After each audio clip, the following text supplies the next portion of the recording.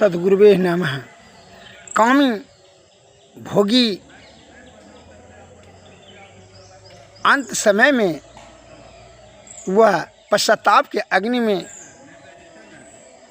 जलता है। जब तक उसको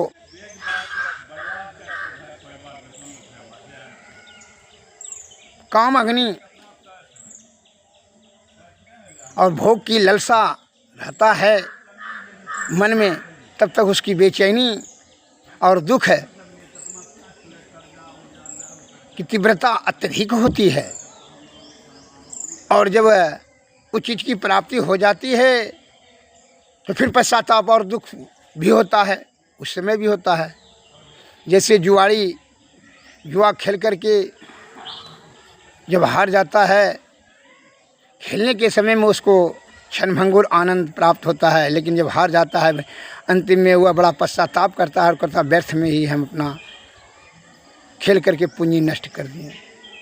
उसी प्रकार भोगी भोग वासना से जब अस्खलित हो जाता है, वृज क्षारण हो जाती, तो उस समय बाद में पश्चाताप करता है व्यर्थ में अपना शक्ति को क्षारण कर दिया। नशाबाज जो दारू पीता है, जब तक वह पी रहा है उस समय उसको क्षणभंगुर आनंद लगता है, लेकिन जब नशा युक्त हो जाता है, नशा से जब उभरता है तो फिर बाद में पश्चाताप करता है व्यर्थ में अपना शक्ति और पैसा सब बर्बाद कर दिए, फिर पश्चाताप करता है। उसी प्रकार छल कपट प्रपंच आडंबर और पाखंड से जो भी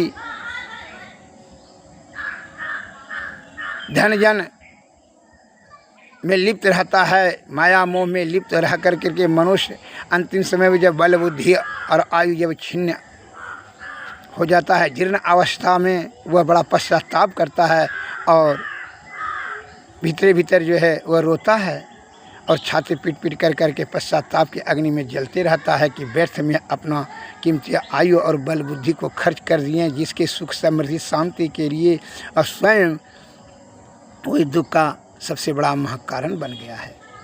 वह कठोर शब्द से आघात कर रहा है और मरने का यथाशीघ्र ही बददुआ दे रहा है परिवार, जिसके लिए हम अपना आयु बल बुद्धि सब लगा दिए सुखी करने के लिए। सबसे बड़ा दुख का कारण वही है।